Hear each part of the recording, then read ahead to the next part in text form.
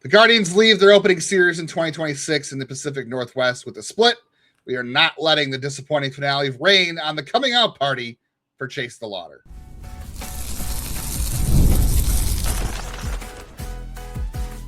You are Locked On Guardians, your daily podcast on the Cleveland Guardians. Part of the Locked On Podcast Network, your team every day.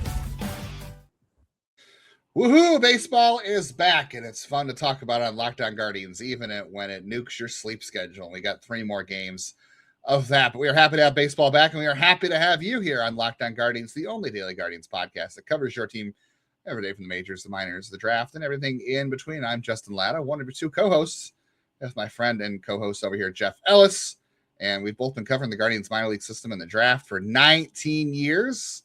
And Jeff's been here hosting the show for 8 now, and I've been here for half of those years, believe it or not.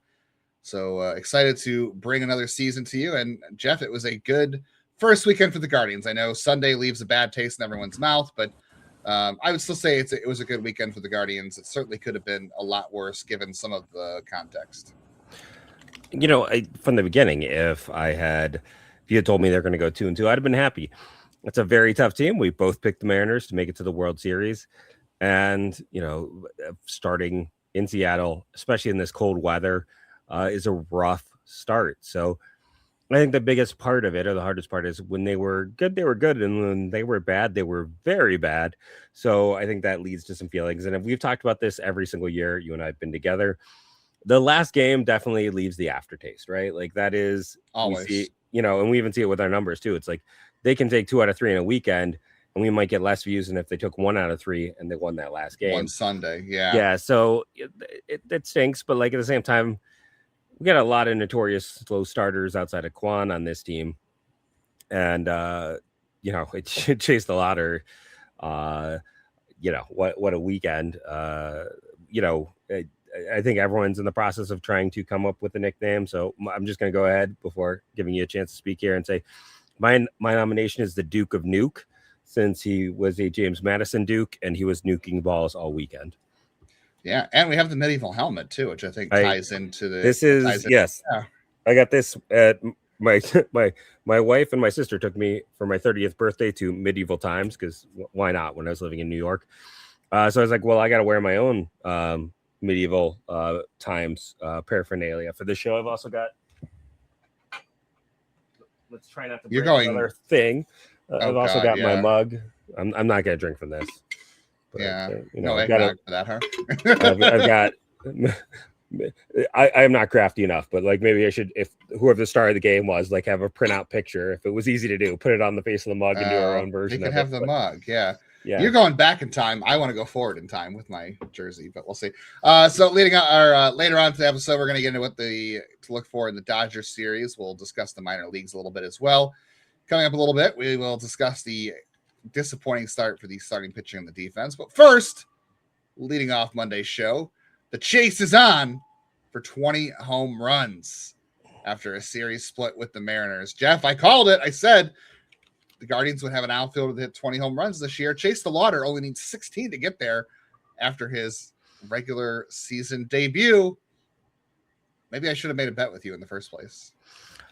Said we'll see. It was never about talent. It was always my concern for health. Like I said, I've never doubted his talent.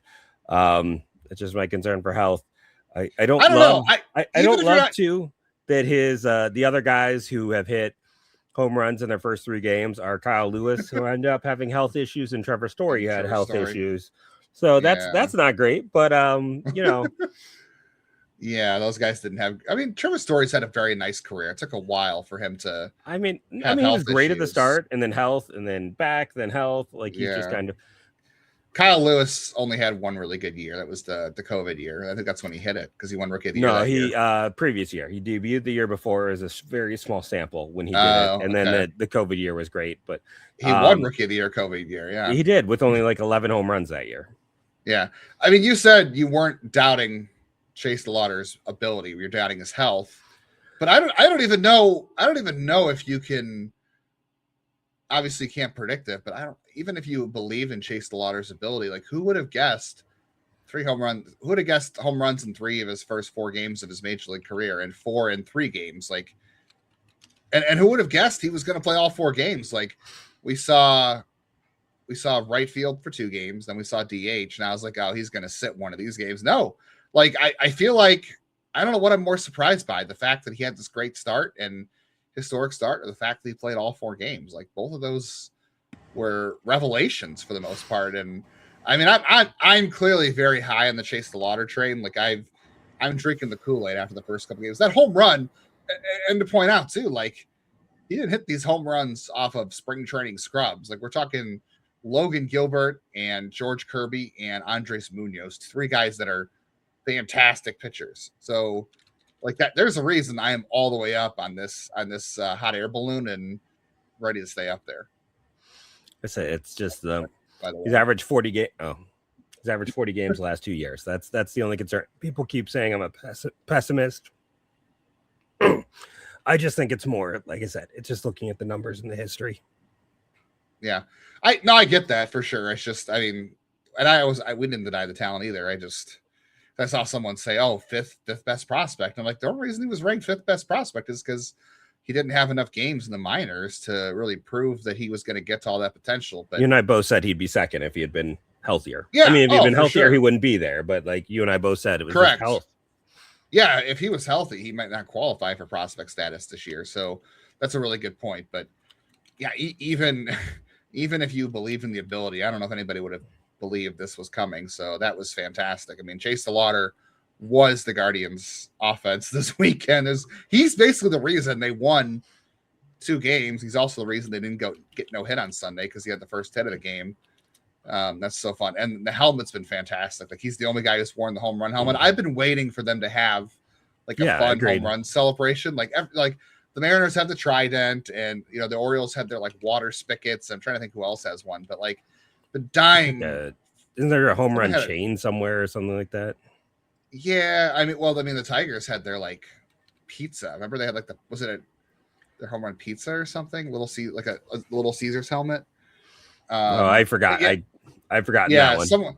I think Toronto had a jacket or something. Like everyone's had this cool home run celebration. Yeah, the Guardians have not, and I applaud them. They kind of had the belt, right? Like, well, that wasn't really a home run thing. That was who had the best game. That was who was that? The reliever, Tyler Bibee. 2 years ago. Yeah, he came up with that. And that's the thing. Like, it has to be organic. Like, I'm glad they didn't force like one, because everyone else. Did they say one. Tanner bought this stuff, or at least did he buy the helmet, or did he buy the sword?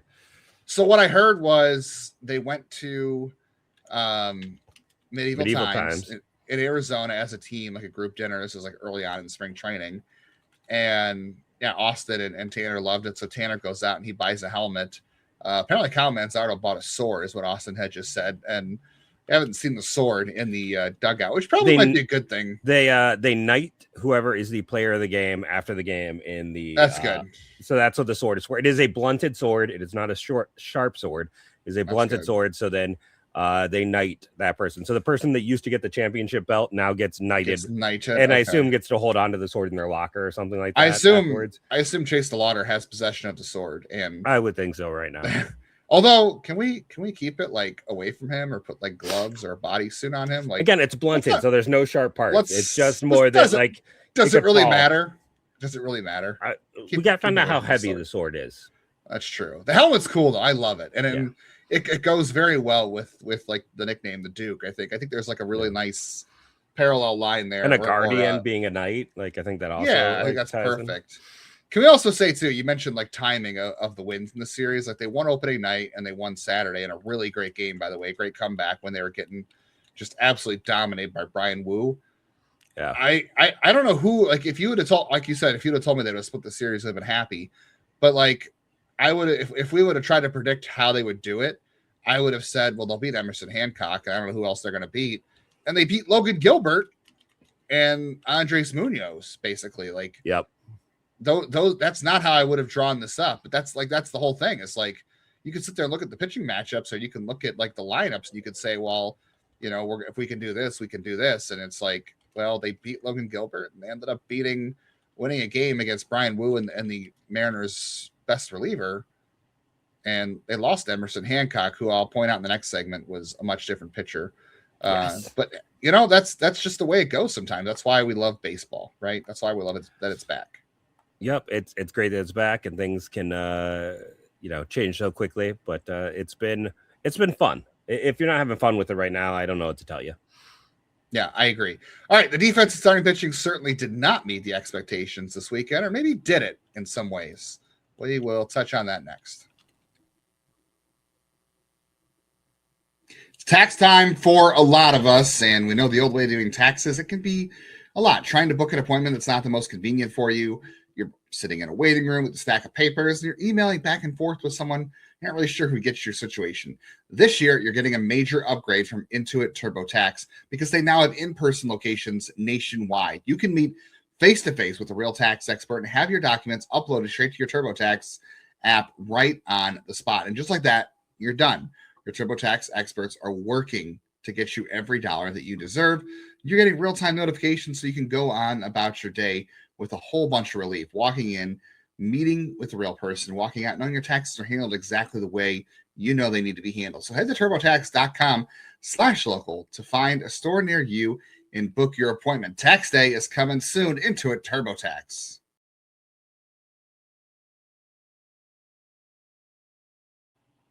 Baseball is back, and it's definitely disrupted my sleep schedule. But you want to know what? I'm not mad about it.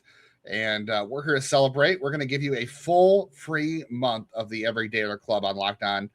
Go to lockedonguardians.supercast.com. You're going to use code FINALLY. You'll unlock every episode of the show ad-free. You get access to a private listener group chat that we are talking about the games, all the moves, back and forth. We talked about the minor leagues. The game day discussion has been hopping this weekend, despite the late starts. You can tap the link in the show notes or use the code FINALLY to claim your free month of the Everydayer Club. I will say, I do think I'm not really like a routine-oriented person. You're a teacher and you're a parent, so like I think it's different for you. I am not really like a routine. Like I have to have certain routines to make my life work, but like I'm not like someone who's like super stringent to it. I will say the one thing in my life that's consistent is baseball. Like, and I think that's one of the things I love most about baseball. It's very routine oriented because every night or every day at 1 o'clock or 7 o'clock or 4, or in this case, 10 o'clock, there's a game. And I love that consistent schedule about baseball. It's every day there's a game. And even if they're at 10 o'clock at night, it was bad for me over the weekend, but like I said, it was worth it. Plus the Guardians, in the series made it worth it. It was worth it to see Chase DeLauter's debuts. It was worth it to see Jose's double and Manzardo drive him in and those walks and the comeback win on Saturday night, like all worth it. And I said too, if you listen to the solo show on Friday following the Guardians opening night win against the Mariners, I said this would be a very back and forth tough series. And obviously Sunday dampens it a little bit because they got beat pretty good. Offense didn't show up, and the starting pitching this whole series was not good. Tanner was good, then he got hurt, but Gavin, Cantillo, and Cecconi just were not good. But I want to point out too that like until the 9th inning on Saturday, and then a little bit on Sunday, Cal Raleigh and Jonathan Rodriguez didn't do a whole lot. Most of the damage came from Brendan Donovan on Sunday, and then for the most of the weekend it was Canzone and Raley who crushed them too. And again, that's not what you would have predicted going into the series either, right? No, though I feel like Raley has always hit them pretty well, even back to his Raids days. That's part of the reason I remember when they acquired him. I was like, Cleveland missed out. It was kind of those other pieces. I mean, Cole Young even had a pretty big home run, and he's had some pretty big struggles. And Leo Rivas hit them, and he is, just a filler player for them right now due to injury. It was the bottom of the order for them. Yeah, it was definitely the bottom of the order that got to them throughout in this series. It's just, again, I'll take a split on the road to start the year, and it was cold. And I'll say that too. Like, it came up with, if you listen to the broadcast, like, the Cantillo's arguably his best pitch is a changeup, and he barely even threw it in that game. And it just sounded like when he did, it was a mess. Feel. So it's like it just, when it's that cold, it can be hard to get your grips and your feel. And Tanner was really cruising. He just kept having some little command issues, which then it's the 3 solo shots were, the own set of issues. And then, with Gavin, he couldn't find the zone at all. Like, I mean, it was just kind of a mess. And then for Joey, it became a similar issue. And then today with Slade, like, I got to say this, like, Slade is, I don't know if I want to say cruising. He's doing a really good job. And then Kafis was just a disaster show in left field. And it kind of shows this is the problem with moving Quan, is like Quan probably gets to that Canzone ball. And then all of a sudden it's, they probably still lose the game, but because they couldn't do anything. But like Kafis looked really bad out there. Like, I mean, he was Jonathan Rodriguez level defender today in left field. It was, if we had the reverse of the 3 stars, one of them would be Kafis. So, and it's hard because it's not really a position. I mean, I would have to look and see how many times he played left field in the minors. I don't know. I feel like it wasn't a ton. Not a lot. It was a lot of right field. Yeah, there was some left. And he played mostly right field when he came up last year. When he didn't play first, it was right field. So that is an issue for sure. That's where when most balls get hit because of, most hitters being right-handed and where the ball tracks and go, most balls that are hit into the outfield go to left field. So this is the, it's the big debate. When you move Quan out of left field, you're taking him into center, which is an important position, but then you're moving him away from where the majority of hits go. It's the same thing with like yesterday's game where I can't remember who was in left. Oh, it was Angel. And like, yeah, he messed up something too. He like messed up, didn't hit the cutoff man. It's like that first run that scored. It's like Quan probably hits the cutoff man. They hit Gabby, throws it home, and they get out. Brendan Donovan, because Donovan doesn't run well, right? Like, but yeah, that's for sure. Like the left field thing is going to be something to keep an eye on. Like Quan's played a good center field so far. That hasn't been an issue, but it's the fact that left field has not been as good. I do kind of wonder, like, is it more advantageous to have Quan in left and then have like Schneemann or like Martinez wasn't great in center, but like, would you be more willing to live with that in center field? I don't know. That's still something to talk about for another day. And as things go down the road. Yeah. I mean, so update on Tanner is he's still like, as of this recording, the Guardians are still saying Tuesday starter is TBD. Tanner threw weighted balls on Saturday. Or Friday, and he woke up and felt good, or if it was Saturday, woke up, felt fine, and they were kind of waiting to see how he'd respond on Sunday. I haven't heard anything what happened on Sunday, but they said if he felt fine, I think he was on track to start on Tuesday. But it sounds like he just feels like a normal, like he would after a start. So might not be a big deal. The cold might have been a part of the cause of this too. So we'll see. I think Logan Allen's like in Arizona on call if something needs to happen.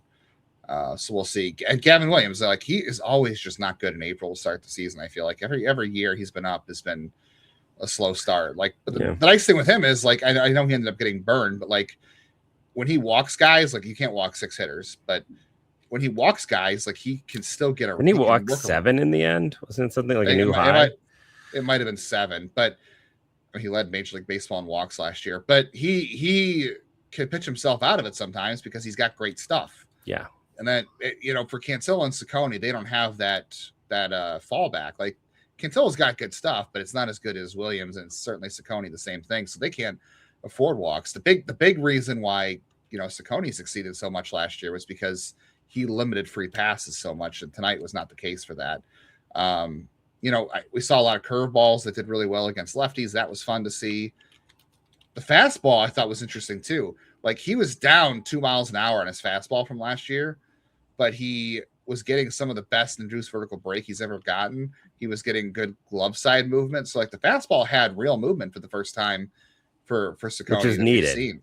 It is, but he still got whacked around and the velocity was down. So I'm not really sure what to make of it. And just Cantillo, like he nuked the bullpen. Like he couldn't, they're lucky they came back and won that game with thanks to the offense because of the walks by Capus and Rocchio and Jose's double, Manzaro's hit, and then DeLauter. But like it's also the one though too where there was like 2 where like Rocchio doesn't throw out the slow Walton on the throw, and then we talked about the on-health like defensively kind of, like he should have been able to at least get into the 5th if defense had been better. Like defensively, it's been pretty ugly early for this team. It has. I mean, Matt Festa was fantastic on Saturday 14 pitches, 5 outs. Armstrong bounced back after that first home run allowed on Thursday. Peyton Paulette, 2 scoreless innings in his debut. I know he wasn't as good on Sunday, but his debut was good. And then Sabrowski's been great. Heron was good, okay, in his first outings. Like the bullpen really saved them, which is great. And this is the story how it's been the last couple of years, right? The bullpen saved them in 2024. The bullpen kind of saved them in this series, even though Brogdon and Armstrong gave up some big home runs and Cade Smith blew a save, but they certainly were better than any of the starters on Friday, Saturday, or Sunday.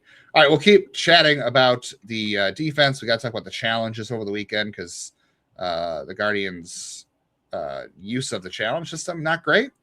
We'll talk about what to look for in the Dodgers series ahead. We'll dip into the minors and talk about what's important down there as well before we wrap up this Monday episode of Locked On Guardians. What if sports were traded like markets? Now you can put your sports IQ to work in real time with Robinhood Prediction Markets. It's not you against the house. It's you participating in a live market. You can buy or sell your positions live all game long. You can use your sports knowledge in the moments that actually matter. Robinhood Prediction Markets changes the game. It's people who are moving the action. So when the momentum shifts, you can move with it. I feel like I always knew the game, never really had a dynamic way to apply that knowledge. Now you can actually take part live in a market that is powered by real people. So you're no longer just a spectator. At play-by-play, you get to decide. Trade every play with Robinhood, now available across the U.S. Download the Robinhood app now to begin. Features and cleared swaps. Trading involves significant rinses, not appropriate for everyone. Event contracts are offered by Robinhood Derivatives LLC, a registered futures commission, merchant, and swap firm.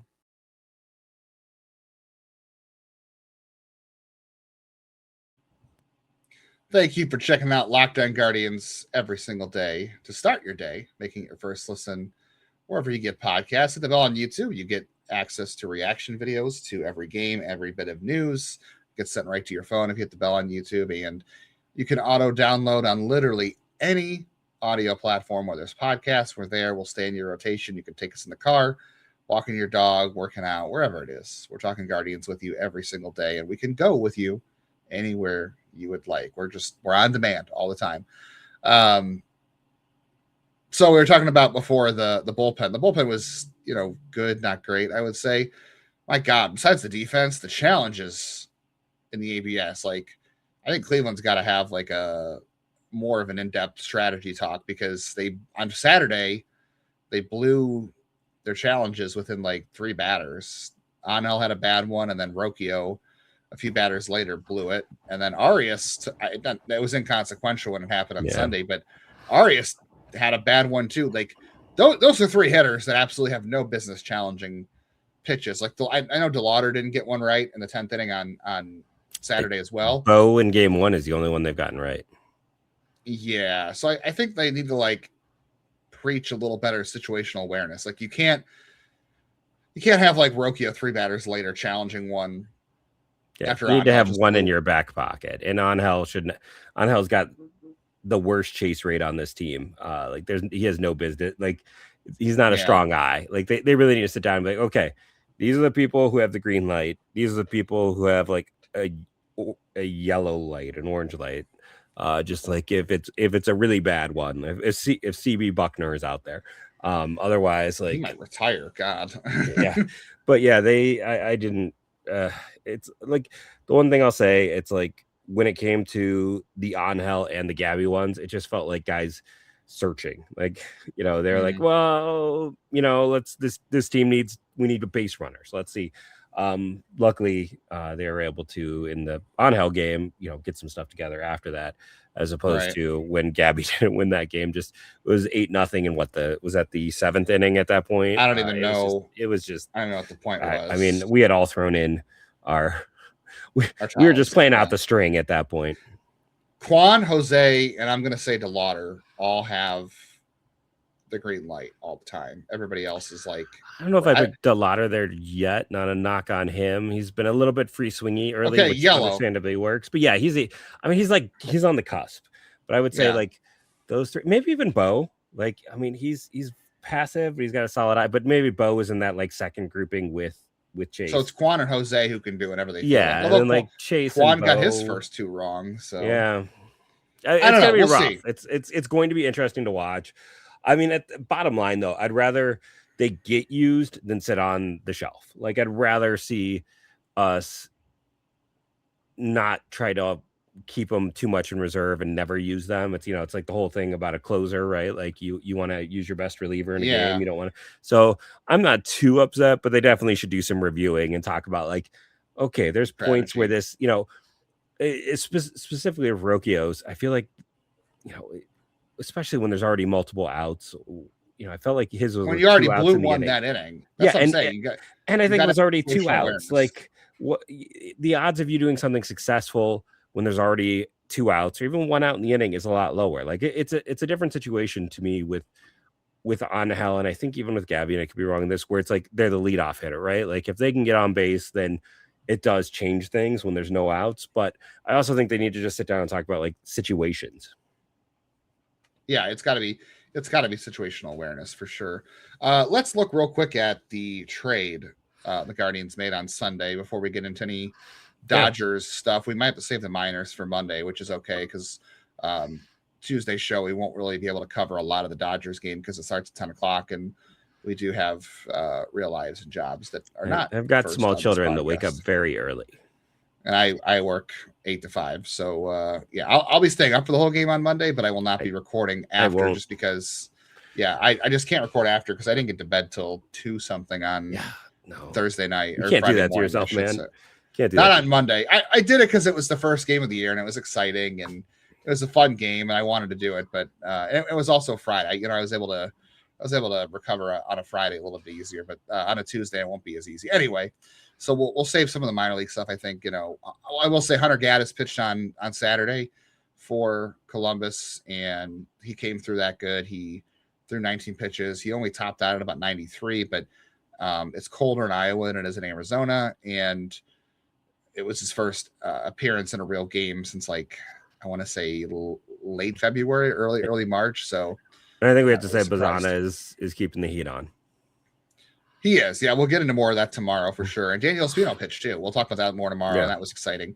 So the Guardians, what happens here is they DFA'd Jonathan Rodriguez last week to make room for Rhys Hoskins, and basically it goes on in waivers. And I think it sounds like the Orioles were like the team that claimed him, at least the first team that was in line to grab a player in the waiver order, and they claimed him, and then the Guardians work out a trade. So the Orioles get Rodriguez. He goes to AAA. Like bat speed. That's Noel and Rodriguez were both big bat speed guys. Yeah, they said, an approach be darned. We don't care if you swing every pitch you've ever seen. That's their draft approach too. That's Will Wagner. That's Jude Fabian. I could keep going. Like they have taken so many of these guys, and none of them have worked out. But they're going to keep trying. They're going to keep trying. Yeah, because Rodriguez has bat speed, and they don't care about outfield defense either. So more power to you. So Rodriguez goes to AAA with the Orioles. He's still got an option left, but he's on their 40-man roster, but he's not in the majors with them. So he gets to join Noel in the outfield in Norfolk. So good for them. Guardians get back Carter Rustan, who was a senior sign last year out of Missouri. He was going to be 25 in a month. There's some interesting pieces there. Like he's got some extension in his delivery. Got some velo. The velo saw an uptick. Yeah, he moved up velo because if you're watching on YouTube, I have the card from TJ Stats from his one spring training performance. So like he can hit 96. I think the sinker has some good traits to it too. Like there are some things to work with here. I don't think he's more than like an up and down reliever if he makes it to the majors. Like he didn't have the best control last year when he got to the minor leagues, and I don't know if he has like a really strong secondary yet. It's just extension and a velo boost because he moved to the bullpen as a pro versus college. But you take a flyer on this guy, and if he becomes a reliever, you call up and down, and he gives you 3 solid years with options, and he can be a little bit of a depth reliever. That's fine. I couldn't expect a whole lot more for Jonathan Rodriguez, to be honest, when you DFA him. Yeah, and when you just kind of look at him too, it always stands out to me when it's a player who's drafted out of high school. Like, he's been on the radar for a while. He was a good enough prospect that a team was willing to gamble on him. I was just trying to see if he was a full bonus guy here to the 50,000 as a 15th rounder. And I'm sorry, So- it was 2024 he was drafted. 2024, he didn't pitch in 2024. He just he went. So last year was his first year in pro ball, but he got 50,000 as a 15th round pick. So that's well below. It's about half of it. Yeah. That's about half of what you get in the 2024 draft. So, but they have added multiple players in that 2024 draft. After that draft ended, they had so many picks. They definitely targeted and looked at and have gone for and added more from that class. So, yeah, who else? Hartle and Nick Mitchell. Yeah. I think there's someone else I can't think of. Was Michael Kennedy in that class? No, he was before that class. Okay. But yeah, they've added a few. There's some nice traits. It's more than I expected. Like, I didn't expect much at all. Like, there's a world where this team can help him refine and maybe help the velocity tick up and be more consistent. And, he could turn into, more of a 5-6 inning guy. Not 5-6 innings, but more 5th or 6th inning, I should say. Right. Yeah. But yeah, it's like, he's not top 30. He's not top 40 guy. He's probably not even a top 50 guy. But he's at least interesting. So I was like, oh, that's fun. He's not nothing. Yes, he's not nothing. He's he's a human being, but he's an arm that you could at least work with and see if you, like I said, if you get him up in the range where he can be a 40-man roster option and you can use his 3 options as the Columbus shell guy, then that's good value, honestly, for that, especially a 15th round pick as well. Yep. I didn't get a chance to point this out earlier, but I should, but I'll be interested to see how the Dodgers attack the Guardians. You have Parker Messick against Roki Sasaki. And we both said, at least I said, I know you wanted to split with the Mariners. I wanted a 3-4 road trip for Cleveland in this road trip. They only need 1 win in Los Angeles. I think they can get a win in Los Angeles. I think I'm good with that game. I think they could do it. The funny thing, well, we say that, but we also would have probably said, again, they would have beaten Emerson Hancock, but yeah, it's a lot harder. High fastballs. That's what I was going to say. So Brian Wu, clearly, he's got a really good fastball and a very strange arm slot for that. And it really crushed the Guardians. And Emerson Hancock, by the way, like we talked about how that was maybe the Guardians' best chance in the series too. And Emerson Hancock was not the same pitcher on Sunday as he was a year ago.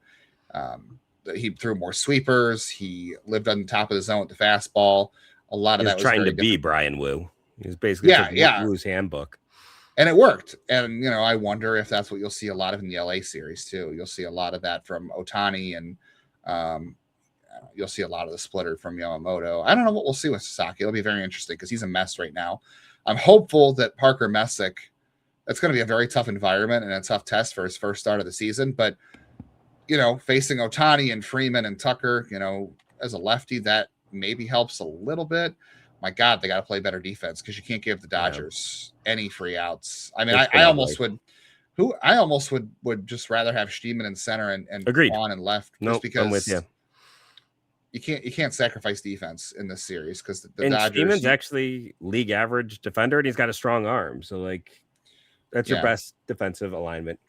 Yeah, I don't think you give the Dodgers 4 or 5 outs, you're asking to be like 11-5 or 11-2. So we'll see what happens. All right, we didn't get a lot into the minors today, which I'm not surprised by. We'll have time for it plenty on Monday. We'll talk about Daniel Spino, Travis Bazzana, Juan Brito, PD Halpin, Nolan Jones. We'll talk about Yoman Gomez not starting on Sunday. We'll talk about the whereabouts of Logan Allen and Franco Alaman as well. And then what we'll do for Tuesday's episode is we will be recording while the game in LA starts. So we'll probably have some live reactions to what's going on in the Dodgers game and some minor league coverage. So you have that to look forward to on Tuesday. Thanks for tuning in today, though, and we appreciate you guys being with us. Win or lose, it is nice to have baseball back. And again, the Guardians split in Seattle, and Chase DeLauter, the chase for 20 home runs is on, and I think we're going to get there sooner than we thought.